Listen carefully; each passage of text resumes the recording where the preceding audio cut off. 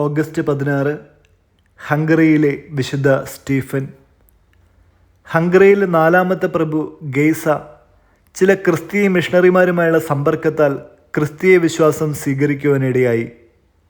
അദ്ദേഹം മാമോദീസ സ്വീകരിച്ച് ഒരു ക്രിസ്ത്യാനിയായി തീർന്നു. അദ്ദേഹത്തിൻ്റെ ഭാര്യ സർലോത്തും ക്രിസ്തീയ വിശ്വാസ സത്യങ്ങൾ ഉൾക്കൊണ്ട് വിശുദ്ധമായി തന്നെ ജീവിച്ചു. അപ്പസ്തോല പ്രവർത്തനങ്ങളിൽ രേഖപ്പെടുത്തിയിട്ടുള്ള ആദ്യത്തെ രക്തസാക്ഷി സ്റ്റീഫൻ. ക്രിസ്തുമത വിദ്വേഷിയായിരുന്ന സാവൂൾ പിന്നീട് പൗലോസ്ലീഹായെ മാറുന്നതിന് മുമ്പുള്ള സമയത്ത് ഒരു പറ്റം ദേശദ്രോഹികളോടുകൂടി ചേർന്ന് നിന്നുകൊണ്ട് സ്റ്റീഫനെ കല്ലെറിഞ്ഞു കൊന്നു.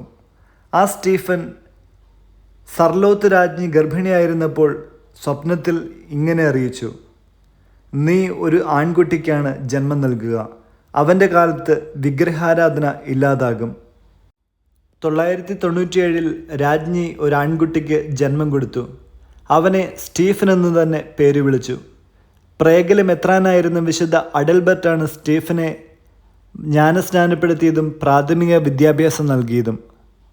ആൺകുട്ടിക്ക് 20 വയസ്സുള്ളപ്പോൾ 997 ഗെയ്സ രാജാവ് മരിച്ചു. തുടർന്ന് സ്റ്റീഫൻ രാജ്യഭരണം ആരംഭിക്കുകയും ചെയ്തു.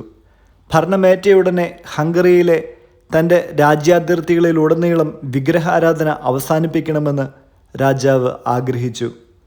മിഷണറിമാരുടെ കൂടെ രാജാവും പോയി എല്ലാ ജനങ്ങളോടും ഈ കാര്യം ആവശ്യപ്പെട്ടു. ചിലർ രാജാവിനെതിരെ ആയുധമെടുത്തുവെങ്കിലും സമരത്തിൽ രാജാവ് തന്നെ വിജയിച്ചു. ഹംഗറിയിൽ 11 രൂപതകളാണ് ആദ്യമായി ആരംഭിച്ചത്. അതിൻ്റെ പേപ്പൽ അംഗീകാരത്തിന് വന്ന സന്ദേശവാഹകരെ മുട്ടുകുത്തി സമാദരിച്ചുകൊണ്ടാണ് സ്റ്റീഫൻ രാജാവ് തൻ്റെ രാജ്യത്തേക്ക് സ്വാഗതം ചെയ്തത്. ജർമ്മനിയിലെ ഹെൻറി രാജാവിൻ്റെ സഹോദരി ജിനലയെയാണ് രാജാവ് വിവാഹം കഴിച്ചത്. രാജ്ഞി രാജാവിൻ്റെ തത്വങ്ങളെ അത്യധികം ബഹുമാനിച്ചു വന്നു. വ്യഭിചാരം, ദൈവദൂഷണം, കൊലപാതകം, മോഷണം മുതലായ പരസ്യകുറ്റങ്ങൾ നിയമം മൂലം നിരോധിച്ചു. ക്രിസ്ത്യാനികൾ വിഗ്രഹാരാധകരെ വിവാഹം ചെയ്തുകൂടുന്ന നിയമമുണ്ടാക്കി. ഞായറാഴ്ച കുർബാനയിൽ സംബന്ധിക്കാത്തതിനും മാംസവർജന നിയമം ലംഘിക്കുന്നതിനും അദ്ദേഹം ശിക്ഷ നൽകിയിരുന്നു. രാജാവ് തൻ്റെ ജനതകളുടെ ഇടയിൽ വേഷപ്രച്ഛന്നനായി പോവുക സാധാരണമായിരുന്നു. ഒരിക്കൽ അദ്ദേഹം വേഷപ്രച്ഛന്നനായി പോയി ഭിക്ഷുക്കൾക്ക് ദാനം കൊടുത്തുകൊണ്ടിരിക്കുമ്പോൾ അവർ അദ്ദേഹത്തെ കയ്യേറ്റം ചെയ്തു. ഈ നിന്ദനവും അദ്ദേഹം സ്വീകരിച്ചു. എന്നാൽ വേഷപ്രച്ഛന്നനായി ഈ ദൗത്യം തുടരുവാൻ അദ്ദേഹം ആഗ്രഹിച്ചില്ല പിന്നീട് ഒരിക്കലും. ആരോടും യുദ്ധം ചെയ്യാൻ ഇഷ്ടപ്പെടാത്തൊരു പ്രകൃതമായിരുന്നു രാജാവിൻ്റേത്. ശത്രുക്കൾ ആക്രമിക്കുമ്പോൾ പ്രാർത്ഥനയിലും പ്രായശ്ചിത്തത്തിലും അഭയം തേടുകയാണ് ചെയ്തിരുന്നത്. ജർമ്മനിയിലെ കോൺറാഡ് രാജാവ് ഹംഗറിയെ ആക്രമിക്കാമെന്നപ്പോൾ രാജാവ് പ്രാർത്ഥനാനിരതനായി. കോൺറാഡ് രാജാവും ആളുകളും യുദ്ധം ചെയ്യാതെ തിരികെ പോയി. വയസ്സായപ്പോൾ അദ്ദേഹം തൻ്റെ ജനതകളെ വിളിച്ച് തൻ്റെ പിൻഗാമിയെ തിരഞ്ഞെടുക്കുവാനും രാജ്യം ദൈവമാതാവിൻ്റെ സംരക്ഷണത്തിൽ ഏൽപ്പിക്കുവാനും തിരുസിംഹാസനത്തോടുള്ള വിധേയത്വം പാലിച്ചു പോരാനും ക്രിസ്തീയ ജീവിതത്തിൽ വിശ്വസ്തത പാലിക്കുവാനും സ്റ്റീഫൻ രാജാവ് അഭ്യർത്ഥിച്ചു. താമസിയാതെ കൂദാശകളെല്ലാം ഭക്തിപൂർവ്വം സ്വീകരിച്ചു. 1038 സ്വർഗാരോപണ തിരുനാൾ ദിവസം രാജാവ് ദിവംഗതനായി.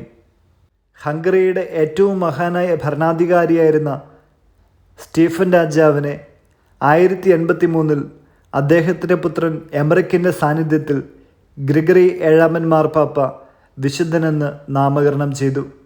വിശുദ്ധ സ്റ്റീഫൻ രാജാവിൻ്റെ വലത്തുകരം ഇന്നും അഴുകാതെ ഇരിക്കുന്നു. വചനം എഫേസോസ് 6:18 നിങ്ങൾ അപേക്ഷകളോടും യാചനകളോടും കൂടെ എല്ലാ സമയവും ആത്മാവിൽ പ്രാർത്ഥനാനിരതരായിരിക്കുവിൻ. അവിശ്രാന്തം ഉണർന്നിരുന്ന് എല്ലാ വിശുദ്ധർക്കും വേണ്ടി പ്രാർത്ഥിക്കുവിൻ. വിചിന്തനം.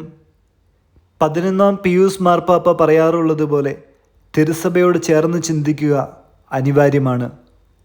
വിശുദ്ധ സ്റ്റീഫൻ ഇക്കാര്യത്തിൽ നൽകുന്ന മാതൃക നമുക്ക് ഉത്തേജകമായിരിക്കട്ടെ.